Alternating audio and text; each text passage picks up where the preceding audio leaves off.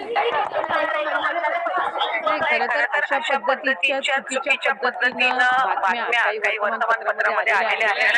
माझ्याही नावाचं त्याच्यामध्ये कोट करण्यात आलेलं आहे. मी खरं तर सकाळी वाचल्यानंतर मलाही आश्चर्य झालं.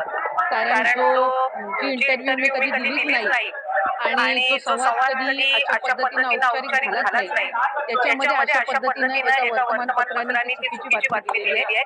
लाडकी बहीण योजना अतिशय बारकाईनं आम्ही राबवलेली आहे. साधारणपणे 2,40,00,00,000 पेक्षा अधिक महिलांपर्यंत आज या योजनेचा लाभ पोहोचत आहे. आणि ही योजना सुरू झाल्यापासून त्याची चांगल्या पद्धतीनं स्क्रुटिनी करणं, 2.5 लाखापेक्षा कमी उत्पन्न असणारे, 1 लाखापेक्षा कमी उत्पन्न असणाऱ्या माता भगिनींचे फॉर्म भरून घेणं, ते ऑनलाईन करणं, आधार सीडिंग करणं, अशा पद्धतीनं ते केलं गेलेलं आहे.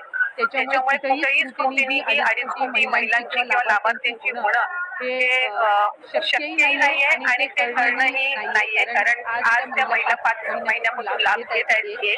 आणि दुसरी गोष्ट म्हणजे कोणाची जर तक्रार त्या संदर्भामध्ये पुढं मागं कधीही, म्हणजे आज मी आमदार म्हणून आपल्या सर्वांसोबत संवाद साधत आहे, मंत्री म्हणून मी त्या विभागाचं काम केलेलं आहे. पुढं मागं कधीही त्या संदर्भातली कुठली स्पेसिफिक तक्रार जर आली तर त्या संदर्भातला जो काही तेवढ्या पुरतची स्क्रुटिनी करण्याचा, म्हणजे उदाहरणार्थ एखाद्या XYZ जिल्ह्यातल्या 100 लाभार्थ्यांबद्दल जर तक्रार झाली तर त्या 100 लाभार्थ्यांची चौकशी करायची किंवा नाही, हा सुद्धा स्क्रुटिनी करायची किंवा नाही, हा सुद्धा निर्णय हा शासन जर तशा पद्धतीचं कधी काही घडलं किंवा आलं तर त्या संदर्भामध्ये घेण्यात येईल. कुठेही स्क्रुटिनीचा विषय येत नाही. लाभार्थ्यांना त्यांच्या जो काही लाभाचं वाटप आहे किंवा डीबीटी आहे, हे ज्या वेळेला राज्याचे मुख्यमंत्री देवेंद्रजी फडणवीस साहेब, उपमुख्यमंत्री एकनाथजी शिंदे साहेब आणि उपमुख्यमंत्री अजितदादा यांच्या मंत्रिमंडळामध्ये किंवा मीटिंगमध्ये ज्या वेळेला तशा पद्धतीच्या सूचना दिल्या जातील त्या पद्धतीनं पुढचं डीबीटी हे निश्चितपणाने होईल. मी माझ्या कार्यकाळामध्ये तर तशा पद्धतीची एकही तक्रार कधी आलेली नाही. आता आचारसंहितेच्या या मधल्या 1.5 महिन्याच्या 2 महिन्याच्या कालावधीत काही आल्या असतील तर त्या संदर्भातली मला काही माहिती नाहीये.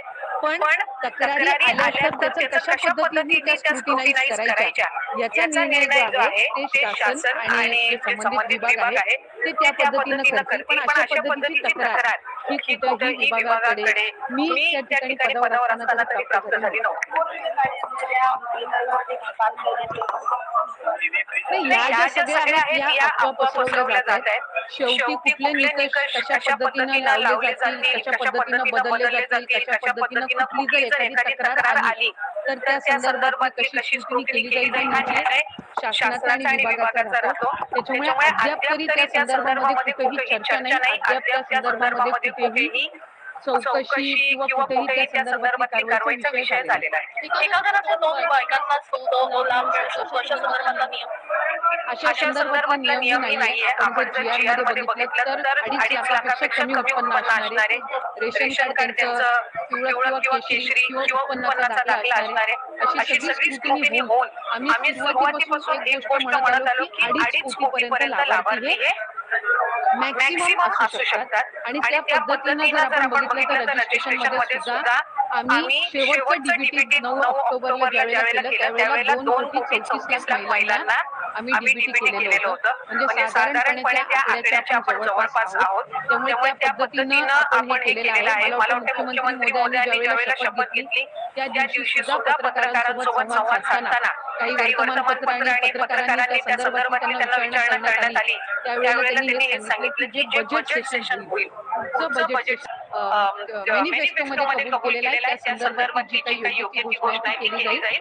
आता 1500चा लाभ आहे आणि जे लाभार्थी आहेत जे व्हेरीफाईड झालेले आहेत, ज्यांना गेल्या महिन्यांपासून लाभ मिळत आहे त्या पद्धतीनं त्यांना मिळत आहे. एकूणच या योजनेसंदर्भात विरोधक आता पुन्हा एकदा आक्रमकपणा बघायला पाहिजे. ठिकाणी कल्पना बघतायत की आता निवडणुका झाल्यात, आता या संदर्भात अनेक खरं तर नियम जे आहेत ते लागू करण्यात येतील त्याच्या संदर्भातले आरोपही होतात. एक तर विरोधकांनी सुरुवातीपासूनच या योजनेवर टीका केली. ज्यावेळेला 28 जून रोजी ही योजना जाहीर झाली त्यावेळेला सुद्धा त्याच्यावर टीका करण्यात आली. स्वतः त्या योजनेवर टीका केली की 1500 जिल्ह्यावर मग राज्याचं काय होणार, राज्य झपाट्यानं जाईल, आर्थिक व्यवस्था बिघडेल.